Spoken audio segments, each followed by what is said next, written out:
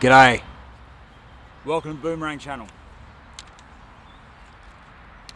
Paramount Country. Okay, we're just going to talk about the very basics of boomerang throwing, boomerangery, boomerangology, whatever you want to call it, chucking sticks. Alright, not every boomerang is right for every wind and for every type of application. There are different types of competitions. Most recreational boomerangs are returning boomerangs, so that's what I'm talking about here. First thing to consider is, if you're a right-hander, that you have a right-handed boomerang. Okay? If you're a left-handed thrower, buy a left-handed boomerang. Save yourself a lot of time and aggravation. Right, right-handed boomerang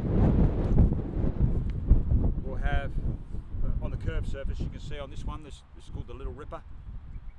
On the longer of the two arms, that's called the lift arm. This is called the dingle arm. I don't know why this is called the elbow, this section here. Right, designed to be thrown, holding that side with a pinch grip. So you don't hold a boomerang like that, hold it like that. So right-handed one, your forefinger will be wrapped around the sharper edge, the trailing edge of the lift arm as it rotates through the air. The reason I say throw it that way, like a hatchet, is so that you get more flick out of your wrist and more spin than if you hold it that way. Alright? If you're trying for less spin, by all means throw it that way, but always with the curved side of the aerofoil facing you. Okay? A left-handed boomerang will be like that. Still with the curved side facing you, flat side away from you. To the right of the oncoming wind, about 45 degrees. So it's coming straight at me now.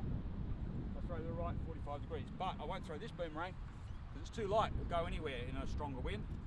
As you can see, it's a reasonably strong wind. It's gusty. So I use a heavier boomerang. Bigger, beefier, fights the wind a whole lot better. Won't dive into the ground on me all of a sudden. Alright, again, pitch grip, curved side towards me. Give it lots of flick. I aim above the horizon, slightly above the horizon. So if I'm looking at these trees, I pick an aiming point halfway up those trees, there, on the other side of this oval. And I lean it over. This is called the layover. From about 12 o'clock to 1 o'clock. So 12 o'clock being vertical, I lay it over to 1 o'clock. That'll give it enough to make it turn with the gyroscopic force of the thing spinning, all right, but it'll also allow it to lay down to generate lift as it's coming back into the wind and come back to me, all right, and still carry back to me. All right, so never throw it completely sidearm or 3 o'clock position, because what will happen is it'll go out, go up, straight down, crash, break. Safety first, always in an open area. If there's anyone watching, make sure they're watching at the time that you're throwing the boomerang and the boomerang all the way through its flight. They're not tying the shoelace, they're not chatting, all right, because it can come at them from down low, up high, get them in the head, come straight in out of the sun, get them in the head. Wear sunglasses if you're not all that confident, or if you're a beginner or you're uncoordinated. All right, if it's coming at your head, don't catch it. Your pride will heal faster than your head. Okay, pinch grip, curved side towards me, 45 degrees to 90 degrees to the right of the wind, or the wind on my left cheek. If it was a left-hander, be the other way around. Okay, lots of flick, elevation, above, horizontal.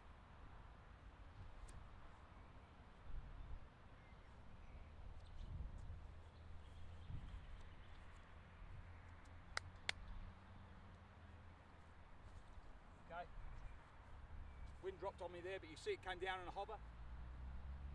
Wind shifted around now, so I shift my aiming point.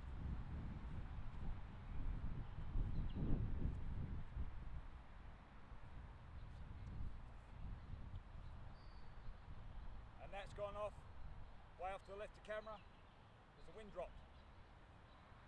mid-throw. So after a while you start to adjust where you throw.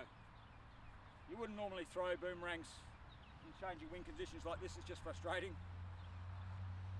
But there you have it. Boomerangery 101.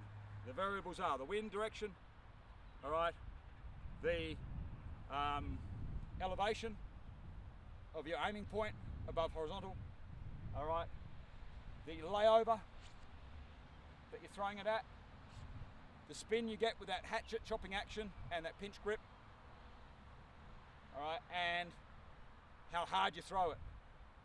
Alright, different boomerangs are for different people, different age groups, different wind conditions. Stronger wind, heavier boomerang, bigger boomerang, are better. Beginners, get something with a lot of aerofoil. If you're not a very good throw, maybe a 3-blader, because that'll give you more lift for, in relation to the force applied. Anyway, we'll get into that in other videos, but that's the basics. All right, cheers. And if all else fails, throw some boomerangs.